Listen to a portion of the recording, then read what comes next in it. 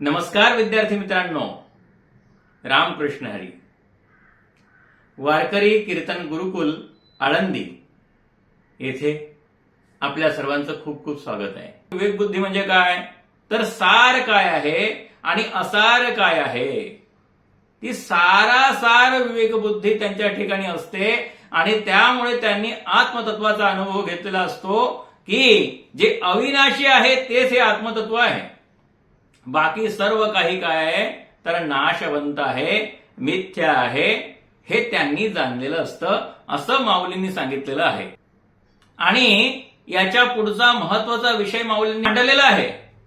आणि तो विषय कुठला आहे तर तो विषय आहे की मोहपाश. आता तुम्ही म्हणाल की हा मोहपाश आहे तरी काय, तर जेव्हा माणसाला हा देह प्राप्त होतो आणि या देहामध्ये आपल्याला ज्ञानेंद्रिये, कर्मेंद्रिये या सर्वांची प्राप्ती होते, तेव्हा या सर्व इंद्रियांचे विशिष्ट विषय असतात.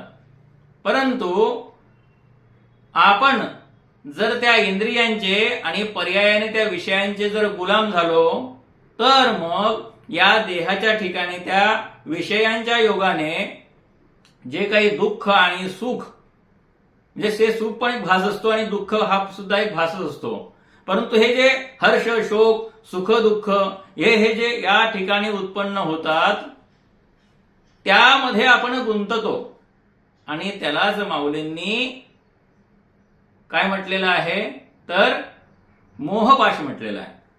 आणि हा मोहपाश स्पष्ट करण्यासाठी जी आपली पाचही ज्ञानेंद्रिय आहेत त्याचं उदाहरण माऊलींनी दिलेलं आहे.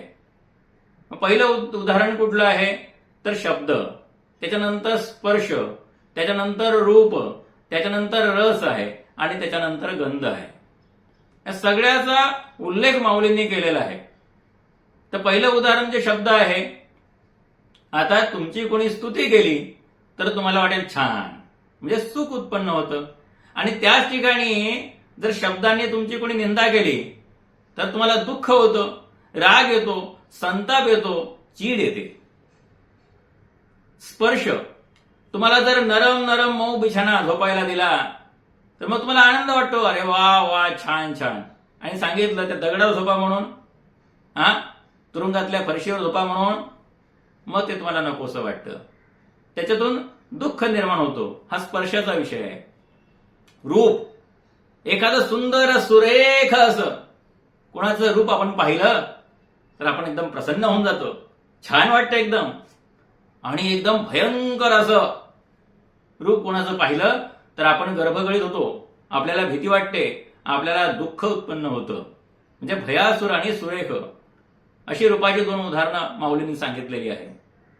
मग शब्द, स्पर्श, रूप. पुढे रस. रस म्हणजे काय तर तुम्हाला गोड गोड गोड गोड सरबत प्यायला दिलं, काही लोक कडू सरबत पितात पण त्यांना मजा येते, तर तुम्हाला खूप छान वाटतं, वाह मजा आ गया. आणि जर तुम्हाला मग औषधं प्यायला दिली, काढे प्यायला दिले तर तुमचं नाक लगेच तुम्ही मुरडता, बरोबर की नाही, ते तुम्हाला आवडत नाही.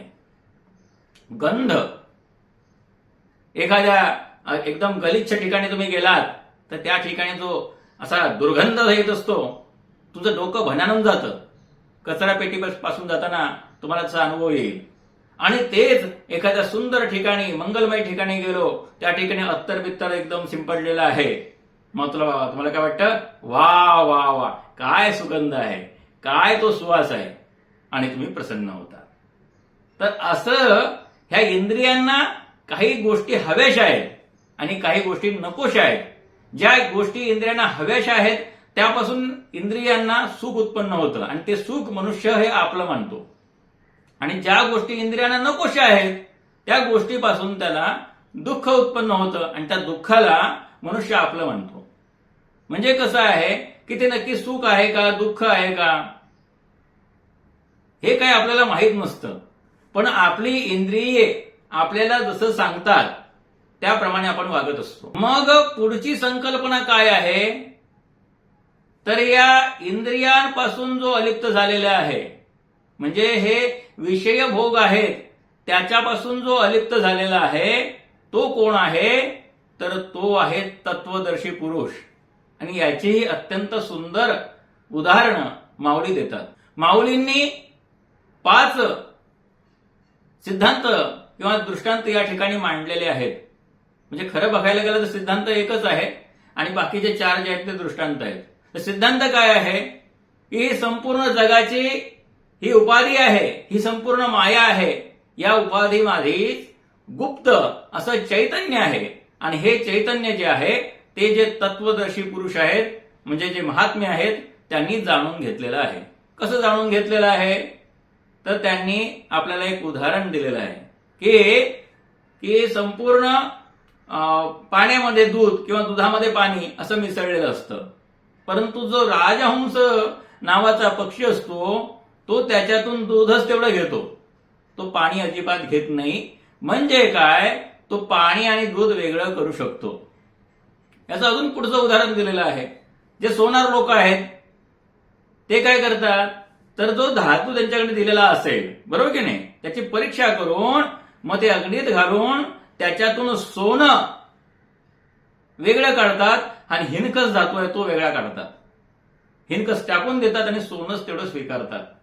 पुढची गोष्ट आहे ती आपल्या घरातली आहे गृहिणींची, आणि त्याच्या पुढची गोष्ट ही शेतातली आहे. आपण घरातली गोष्ट पहिल्यांदा बघूया.